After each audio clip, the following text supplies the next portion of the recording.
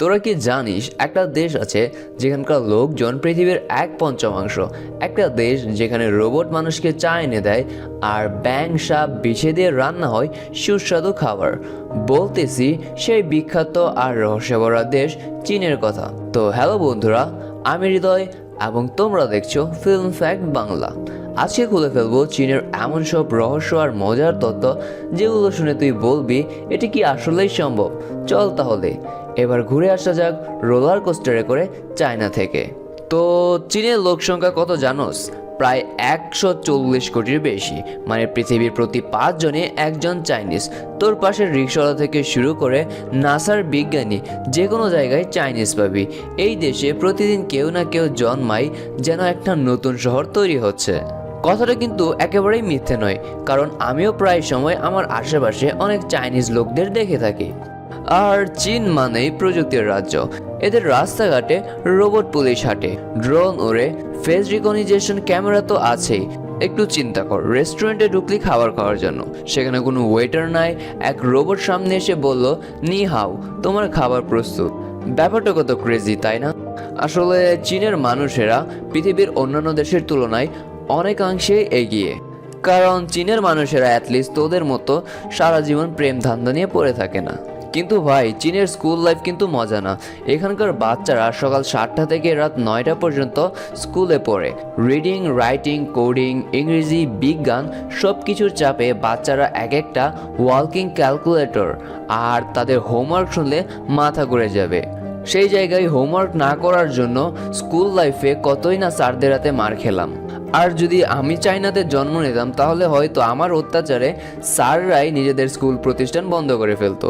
এটাই হলো দেশ গড়ার এক ভয়ঙ্কর বাস্তবতা, যেটা সচরাচর আমাদের বাংলাদেশে দেখা যায় না। এই কারণে আমাদের বাংলাদেশ চীনের তুলনায় তুলনামূলক অনেক অংশেই পিছিয়ে।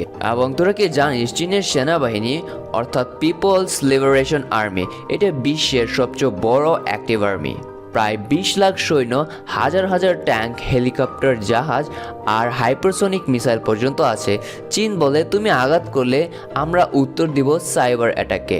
এই জন্য চীনকে বিশ্বের অন্যতম একটি শক্তিশালী দেশ হিসেবেও দাবি করা হয়।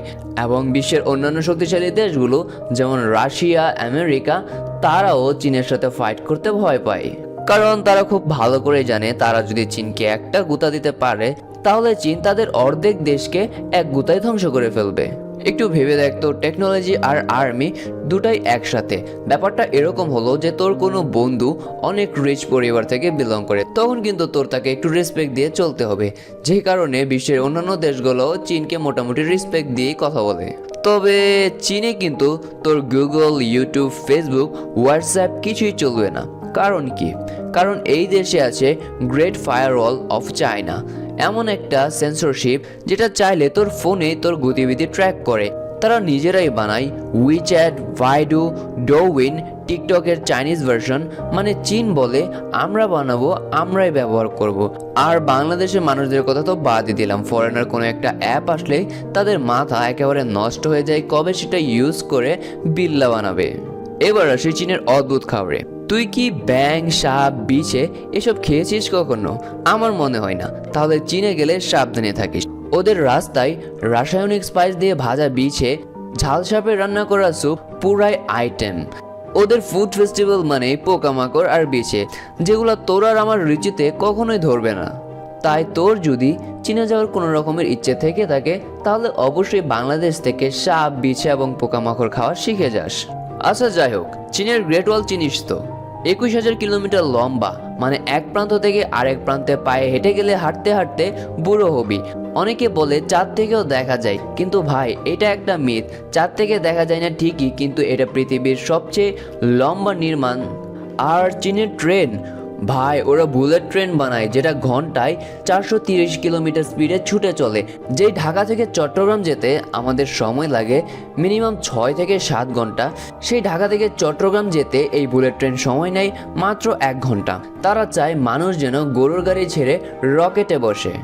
আর তাদের এরকম অ্যাডভান্স চিন্তা ভাবনার কারণেই তারা অনেকটাই এগিয়ে রয়েছে। চীন মানে কপি মাস্টার দেশ। তুই অ্যাপেল আইফোন বানালি, ওরা বানাবে এমআই ফোন। তুই নাইক বানালি, ওদের কাছে আছে মাইক। এমনকি ডিজনিল্যান্ডেরও নকল ভার্সন বানিয়ে ফেলেছে ওরা নিজের দেশে।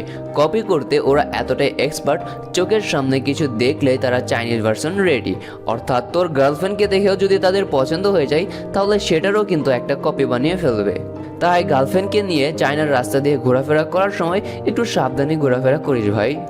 আর চীনের সবচেয়ে প্রিয় প্রাণী কি জানোস? পান্ডা। পৃথিবীর সব পান্ডা চীনের সম্পত্তি, কেউ চাইলেও পাবে না। জাপানের একটা জু প্রতি বছর পান্ডার জন্য 10 কোটি টাকা ভাড়া দেয়। ওদের কাছে পান্ডা মানে রাজা, গেস্ট না, ভিআইপি। তো এখন বল, চীন কি শুধু কমিউনিস্ট দেশে সীমাবদ্ধ? না রে ভাই, এরা একদিকে প্রযুক্তিতে ফিউচার, অন্যদিকে রঙিন ইতিহাসে পাস্ট, আর মাঝখানে রহস্য ভরা প্রেজেন্ট। চীন মানেই প্যাচ, চীন মানেই স্পিড, আর চীন মানেই এক অদ্ভুত আর মজার দেশ যার পিছনে লুকিয়ে আছে হাজার হাজার রহস্য। তো ভিডিওটা যদি ভালো লেগে থাকে একটা লাইক মার, সাথে কমেন্ট কর, আর সাবস্ক্রাইব না করলে পুলিশ রোবট দিয়ে তোকে গ্রেফতার করিয়ে ফেলবো। তো আজকের ভিডিও এই পর্যন্তই, আবারও দেখা হবে নতুন দেশের ভিডিওতে। Until then, take care, bye by.